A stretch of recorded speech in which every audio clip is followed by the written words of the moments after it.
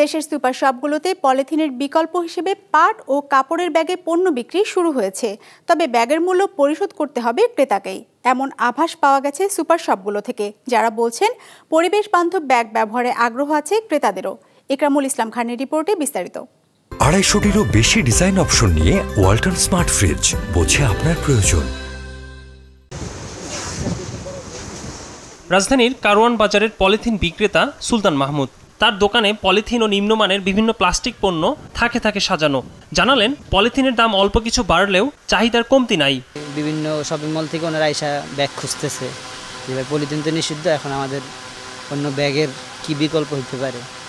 বিকল্প সবাই চাইতেছে, কিন্তু বিকল্প এখন আমাদের হাতে পৌঁছলে তাহলে আমরা পলিথিন পরিবর্তে ওটা দেখাইতে পারতাম। এইগুলি সব দোকানেই পলিথিন বিক্রি হয়। খুচরা দোকানিরা বিভিন্ন সাইজের পলিথিনের ব্যাগ কিনে নিয়ে যান। কাঁচা বাজার সহ দেশের সব ধরনের বাজারে এই ব্যাগ ব্যবহার করা হয়। পলিথিনের বিকল্প কি ব্যবহার করবেন সে সম্পর্কে ধারণা নেই দোকানিদের।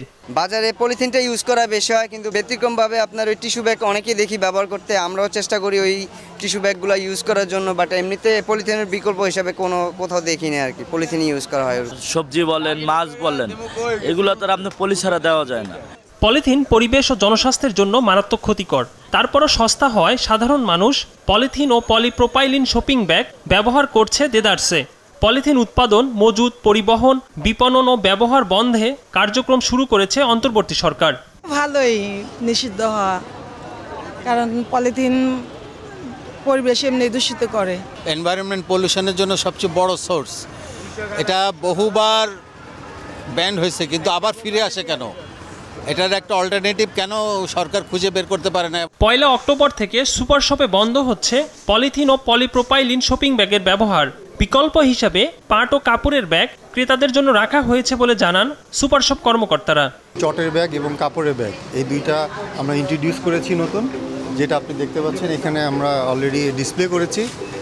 এটা কাস্টমারদেরকে আমরা সেভাবে অ্যানাউন্সমেন্টও করা হচ্ছে যে যাতে তারা কালকে পলিথিন ব্যাগ ব্যবহার বন্ধ করে নতুন চটের ব্যাগ এবং কাপড়ের ব্যাগ ইউজ করে।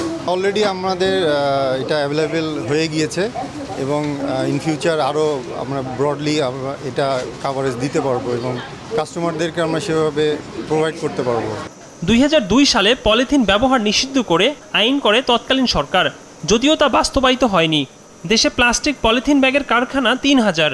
এসব কারখানায় দিনে 1,40,00,000 পলিথিন পণ্য উৎপাদন হয়। ইকরামুল ইসলাম খান, বিজনেস রিপোর্ট, মাছরাঙ্গা টেলিভিশন।